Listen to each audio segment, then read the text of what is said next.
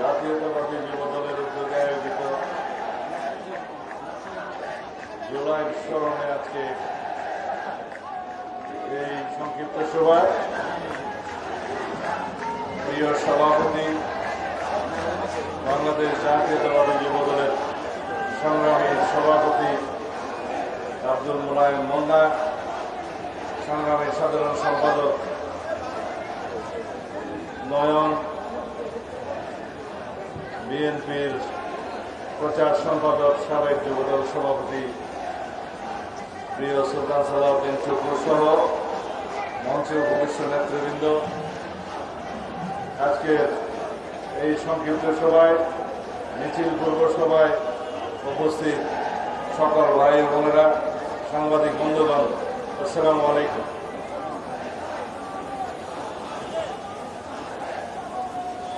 আজকে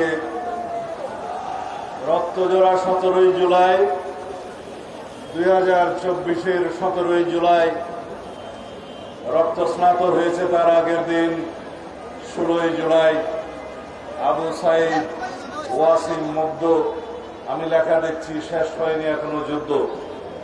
এটাই সত্য, এটা দিয়েই আমি আমার বক্তব্য শেষ করব। আমরা জুলাই ছাত্র গণ অভ্যুত্থান সংগঠিত করেছিলাম ডেমোক্রেসির জন্য। আমরা এখন দেখতে পাচ্ছি সারা বাংলাদেশে মবক্রেসির রাজত্ব হচ্ছে। চেয়েছিলাম ডেমোক্রেসি, হয়ে যাচ্ছে মবক্রেসি। কিন্তু কেন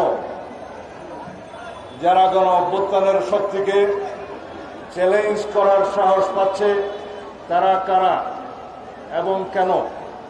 এই দুই কেনর জবাব হচ্ছে সরকারের নির্লিপ্ততা এবং আইন শৃঙ্খলা পরিস্থিতি নিয়ন্ত্রণে তাদের ব্যর্থতা। আমরা বলতে চাইনি 8ই আগস্ট এই অন্তর্বর্তীকালীন সরকার গঠিত হওয়ার পর থেকে আমরা সবসময় এই অন্তর্বর্তীকালীন সরকারের সফলতা কামনা করেছি। আমরা এই অন্তর্বর্তীকালীন সরকারের সাথে সবসময় সহযোগিতা প্রদান করেছি সর্বতোভাবে।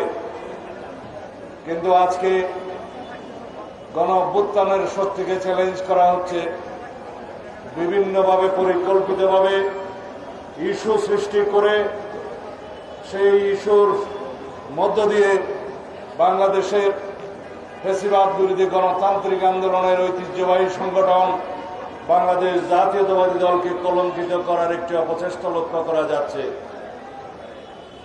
কারা এগুলো করছে? কারা ফ্যাসিবাদের পুনর্বাসনের পথটা পুনরায় সৃজন করতে চাচ্ছে? সেই প্রশ্নের জবাব আমরা দিতে পারি। যারা ফ্যাসিবাদের আগমন চায়, যারা বাংলাদেশের ফ্যাসিবাদের প্রত্যাবাসন চায়, পুনর্বাসন চায়, বাংলাদেশে গণ অভ্যুত্থানের শক্তিকে চ্যালেঞ্জ করার এবং বিভিন্ন ইস্যু সৃষ্টি করে গণ অভ্যুত্থানের শক্তিকে কলঙ্কিত করার চেষ্টা করছে তারা। আজকে বাংলাদেশে লক্ষ্য করুন, প্রতিশ্রুত ফেব্রুয়ারির জাতীয় সংসদ নির্বাচনের জন্য সরকার কি পদক্ষেপ নিচ্ছে। আমরা আশা করেছিলাম লন্ডন বৈঠকের পর প্রফেসর ইউনূস সাহেব, মাননীয় প্রধান উপদেষ্টা, আপনি যথাযথ প্রক্রিয়ায় নির্বাচন কমিশনে নির্বাচনের প্রস্তুতির জন্য, ফেব্রুয়ারির প্রথম সপ্তাহে নির্বাচনের প্রস্তুতির জন্য আপনি আপনার মেসেজ, ইনস্ট্রাকশন যথাযথ প্রক্রিয়ায় দিবেন।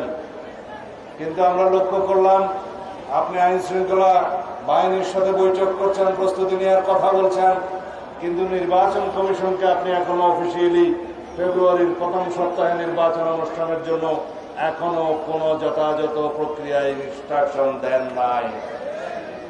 আশা করব এই জাতিকে আশ্বস্ত করবেন, জনগণকে আশ্বস্ত করবেন, অতি শিগগির যথাযথ প্রক্রিয়ায় প্রধান উপদেষ্টার কার্যালয় থেকে সেই মেসেজ আপনি নির্বাচন কমিশনে প্রদান করবেন। আমরা চাই বাংলাদেশে যে নির্বাচন সর্ববিশ্বতে অনুষ্ঠিত হবে এই নিরপেক্ষ সরকারের অধীনে, সেই নির্বাচন যেন পৃথিবীর মধ্যে একটি দৃষ্টান্ত স্থাপন করে।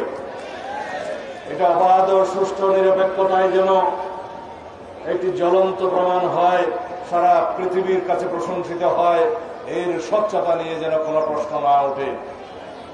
সেজন্য আমরা বাংলাদেশের সকল গণতান্ত্রিক রাজনৈতিক শক্তি ঐক্যবদ্ধভাবে সকলে মিলে আপনাকে সহযোগিতা করব।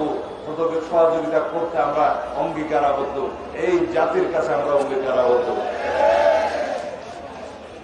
আমরা সহযোগিতা করার জন্য অঙ্গীকার করেছি, কিন্তু সরকারের পদক্ষেপ দেখে মানুষ যেন আশ্বস্ত হয় যে তারা আমাদের সহযোগিতা নিতে চায়। যেন এরকম কোন প্রশ্নের উদ্যোগ না হয় যে বিভিন্ন কায়দায় যারা ইস্যু সৃষ্টি করছে, সুপরিকল্পিতভাবে নির্বাচনকে বানচাল করার জন্য, সুপরিকল্পিতভাবে নির্বাচনকে বিলম্বিত করার জন্য যারা চেষ্টা করছে, তারা যেন আশ্রয় প্রশ্রয় না পায়। যেন জনগণের মনে কোন প্রশ্নের উদ্বেগ না হয় যে সরকার একটি নির্দিষ্ট দলকে বোধহয় সুবিধা দেওয়ার জন্য কোনোভাবে চেষ্টা চালাচ্ছে। আমরা প্রত্যাশা করি নাই ফ্যাসিবাদী পতিত শক্তি গোপালগঞ্জে হোক আর যেখানে হোক গণ অভ্যুত্থানের শক্তির উপরে হামলা করার সাহস পাবে। আমরা আশা করি নাই এই জাতি কখনো এই দৃশ্য অবলোকন করবে যে গণ অভ্যুত্থানের অমেধ সাহসী সন্তানদের উপরে ফ্যাসিবাদী পতিত শক্তি হামলা করার সুযোগ পাবে, সাহস করবে। কিন্তু কেন?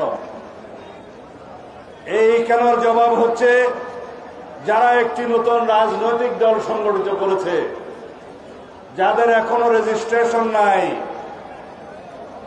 তারা অনেক আবেগ তাড়িত হয়ে অপরিকল্পিতভাবে এমন সব রাজনৈতিক কর্মসূচি দিচ্ছে, সেই রাজনৈতিক কর্মসূচির কারণে আজকে সারা বাংলাদেশ অবলোকন করলো জাতির যারা গণ অভ্যুত্থানের অগ্রসেনানী তাদের উপরে পতিত ফ্যাসিবাদী শক্তি হামলে করছে।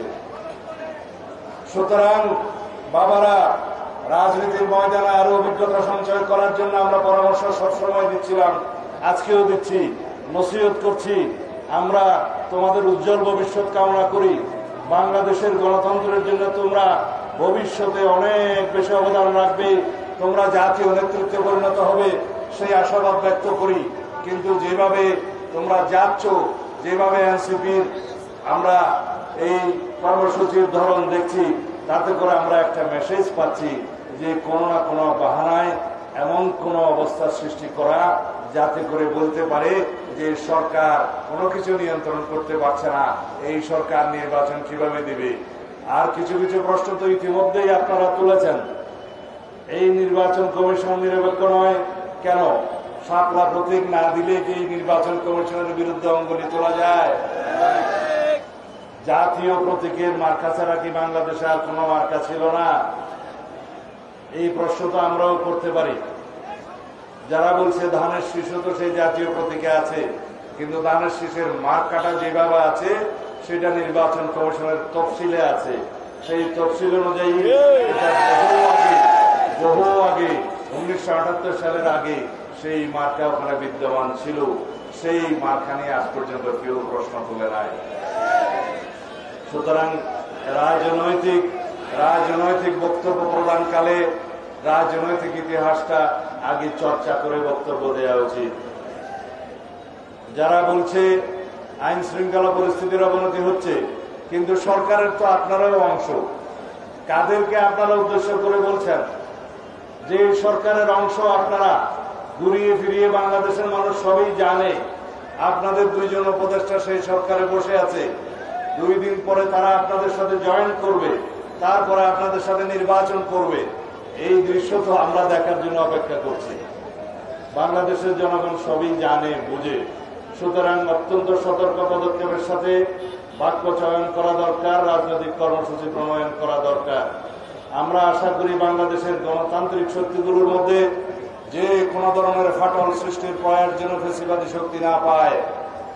যদি ফ্যাসিবাদী শক্তি ফ্যাসিবাদ বিরোধী গণতান্ত্রিক আন্দোলনে যে ঐক্য গড়ে উঠেছে তার মধ্যে ভাঙন সৃষ্টির সুযোগ পায়, তাহলে সেই পতিত ফ্যাসিবাদ আবার জয়ী হবে। আমরা কি সেটা চাই? বাংলাদেশে কখনো ফেসিবাদের আগমন হোক সেটা চাই?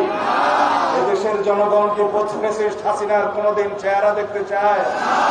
সুতরাং এই ফেসিবাদ বিরোধী যেই জাতীয় ঐক্য গড়ে উঠেছে, বাংলাদেশের মানুষ যে জাতীয় ঐক্যকে শক্তিতে পরিণত করেছে, এই জাতীয় ঐক্যের বিরুদ্ধে যেন কোনো পদক্ষেপ না উঠে, এই জাতীয় ঐক্যের মধ্যে যেন কোনো ফাটল সৃষ্টি না হয়, সেইভাবে আমাদেরকে সকল রাজনৈতিক দলকে, গণতান্ত্রিক শক্তিকে ঐক্যবদ্ধভাবে এগিয়ে যেতে হবে। আমরা আজকে সেই শপথ নতুন ভাবে গ্রহণ করি। এই 17 জুলাইয়ের এই রক্তস্নাত রক্ত ভেজা সেই আন্দোলনের দিনকে স্মরণ করে, শহীদের সেই আকাঙ্ক্ষা, শহীদের সেই রক্তকে শ্রদ্ধা জ্ঞাপন করে আমরা আজকে আবার নতুন করে শপথ নেই যেন এই জাতির জীবনে যে ফ্যাসিবাদ বিরোধী ঐক্য গঠিত হয়েছে, এই ঐক্যকে আমরা সমুন্নত রাখি, সবসময় অটুট রাখি, ইস্পাত কঠিন বন্ধনে আবদ্ধ রাখি এবং সেই শক্তি নিয়ে আমরা ঐক্যবদ্ধভাবে এগিয়ে যাই। আমাদের মধ্যে গণতান্ত্রিক প্রক্রিয়ায় বিভিন্ন রকমের মতভেদ থাকবে, ভিন্নমত থাকবে, বহুমত থাকবে, কিন্তু বাংলাদেশের স্বাধীনতা, সার্বভৌমত্ব, গণতন্ত্র রক্ষায় যেন আমরা সবাই একই রাস্তায় এগিয়ে যেতে পারি, এটাই আমাদের যেন প্রতিজ্ঞা হয়, শপথ হয়। সবাইকে ধন্যবাদ। আজকে এই সংক্ষিপ্ত জনসভায় সম্পৃক্ত যুবদলের আয়োজিত সভায় আপনারা অনেকক্ষণ ধৈর্য ধরে অপেক্ষা করেছেন, আমাদের বক্তব্য শুনেছেন, সেজন্য এখন আমরা মিছিল শুরু করব। তার আগে আমি আমার বক্তব্য শেষ করছি। খুদা হাফেজ। বাংলাদেশ জিন্দাবাদ। বাংলাদেশ জাতীয়তাবাদী যুবদল জিন্দাবাদ। শহীদ জি অমর হোক এবং খালেদা জিয়া জিন্দাবাদ। এদেশের আগামী দিনের নেতৃত্ব বাংলাদেশের গণতন্ত্র, স্বাধীনতা, সার্বভৌমত্ব রক্ষা কবচ জনাব তারেক রহমান জিন্দাবাদ।